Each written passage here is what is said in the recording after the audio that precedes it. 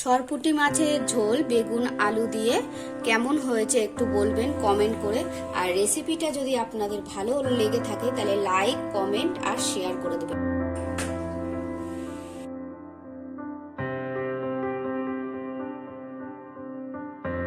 বন্ধুরা, ঝুমা কিচেনে সবাইকে স্বাগতম। ঈশ্বরের কৃপায় সবাই ভালো থাকুন, সুস্থ থাকুন এই কামনাই করি। প্রথমে মাছটা আমি নুন হলুদ দিয়ে মেখে নেব।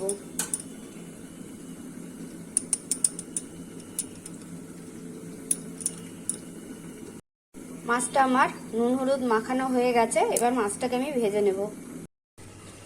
আমি আগেই বলেছি মাছটা বেগুন আলু দিয়ে ঝোল করব, তাই কড়াইতে তেল বসিয়ে দিয়েছিলাম। তেলটা আমার গরম হয়ে গেছে, এবার আমি বেগুনটা ভেজে নেব।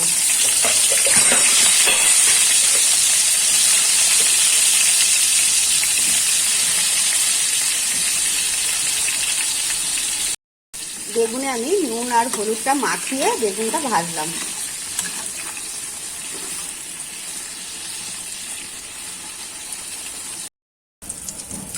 দেখুন বন্ধুরা, বেগুনটা আমার ভাজা হয়ে গেছে। এবার আমি বেগুনটাকে নামিয়ে ফেলব। আমি বেশ লাল লাল করে ভেজে নিয়েছি।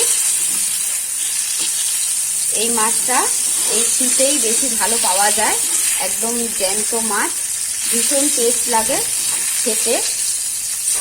শিমও দেওয়া যায়, কিন্তু আমি আজকে শিমটা দেব না। এবারে আমি মাছটাকে একে একে ভেজে নেব।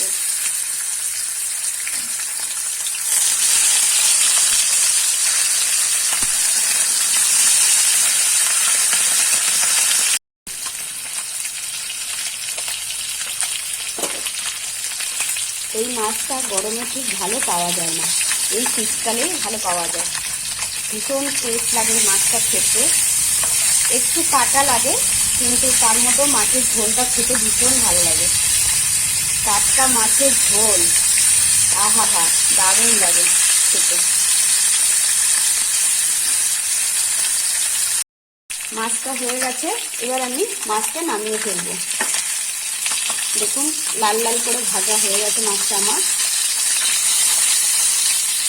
একদম কম মশলায় এই মাছটা করব।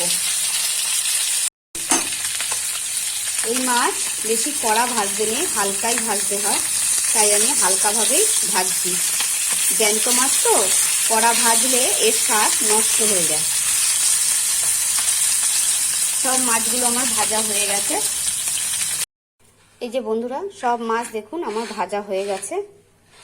এবার আমি ঝোলটা বসিয়ে নেব।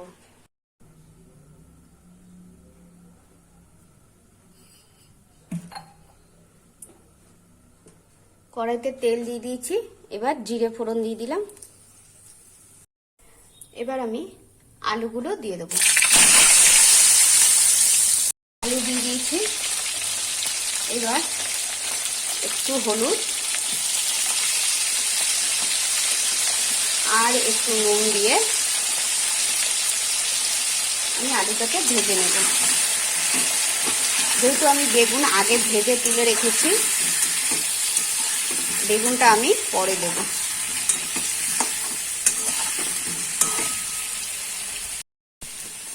আলুটা ভাজা হয়ে গেছে, এবার আমি একে একে সব মশলা দেব।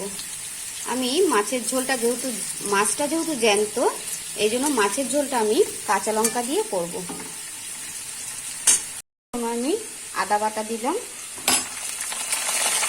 তারপরে এই যে কাঁচা লঙ্কাগুলো চিড়ে রেখেছি এগুলো দিয়ে দিলাম। হলুদ দিয়ে দিলাম 1 চামচ, জিরে গুঁড়ো দিয়ে দিলাম 1 চামচ। এটা কিন্তু আমার শুকনো কড়াইতে ধনে জিরে ভেজে আমি গুঁড়ো করে রেখেছিলাম, সেটা দিয়ে দিলাম। আর দিয়ে দেবো হলুদ, একটু জল দিয়ে দিলাম মশলাটা যাতে না পুড়ে যায়। এবার আমি মশলাটা ভালো করে কষিয়ে নেব আলুর সাথে।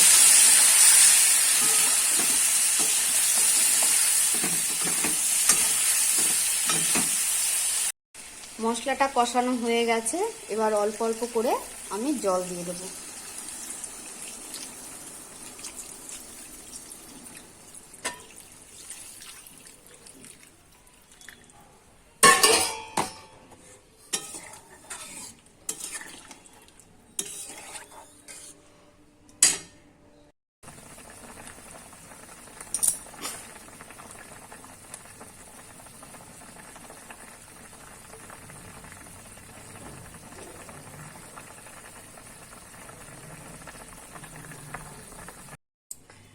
এবার ঝোলটা আমার হয়ে গেছে, ঝোলের মধ্যে এবারে আমি মাছটা দিয়ে দেবো।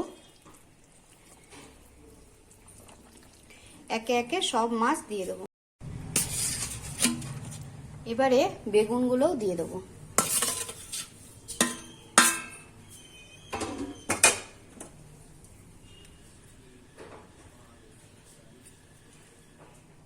হয়ে এসছে, নামিয়ে ফেলবো।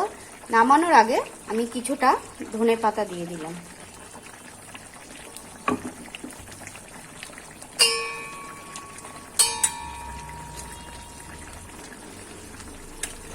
এটা আমি একদম অল্প মশলা দিয়ে রান্নাটা করেছি, ভীষণ ভালো লাগবে খেতে গরম ভাত দিয়ে।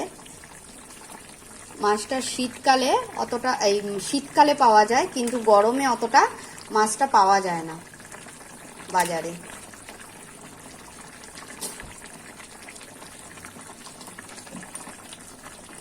মাছটা হয়ে গেছে, এবার আমি নামিয়ে ফেলবো।